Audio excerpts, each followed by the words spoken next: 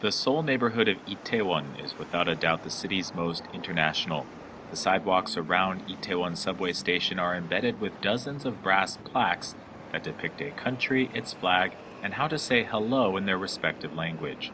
More than just a friendly form of public art, in Itaewon, this information is actually helpful. Although Itaewon is probably best known as a foreign hotspot because of its proximity to the U.S. military garrison at Yongsan, the area has long been home to Korea's foreign population. In fact, some etymologists propose that the neighborhood's very name alludes to a small number of foreign soldiers who stayed behind after a failed 16th century invasion.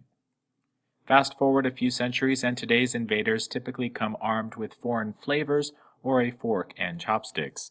That's right, Itaewon is probably Seoul's only neighborhood where just a few meters separate an Irish pub, a Turkish restaurant, and comedor, a boisterous hole-in-the-wall serving 6 types of Paraguayan empanadas. By the mid-2000s, however, the neighborhood scene had changed markedly. Most notable has been a few hundred meters of asphalt behind the Hamilton Hotel. Today it's anchored by delicious destinations like Zelen, Korea's only Bulgarian eatery. Customers to the green-themed restaurant can order delicious baked peppers stuffed with minced meat and rice and topped with fresh dill and yogurt. And this being eclectic Itaewon, you can wash it down with Mukuzuni wine from the former Soviet Georgia or a Jaeger bomb. One block west, Oak Kitchen cooks up impeccable locally sourced fusion fare with ingredients grown on a Mount Dobongsan farm that's run by the Korean-Japanese couple who own the restaurant. Some local foodies call Itaewon an incubator for ethnic restaurants in Korea, and the part of Seoul where new ingredients can be tested before being exposed to the mainstream market. Not surprisingly, Itaewon has also become popular among Koreans.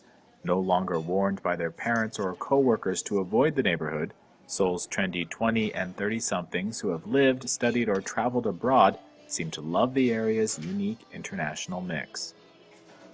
Local restaurant owners say that today the majority of their weekday patrons are actually younger Koreans. What's more, tightly packed tables can help break any cross-cultural ice between customers. And as Korea's foreign population now exceeds 1 million, the nation's new multicultural era suggests that breaking bread can be a delicious way to break down cultural barriers. That's it for this edition of Seoul Scene. You can follow me on Twitter at Discover Korea. Thanks for watching. I'm Matt Kelly.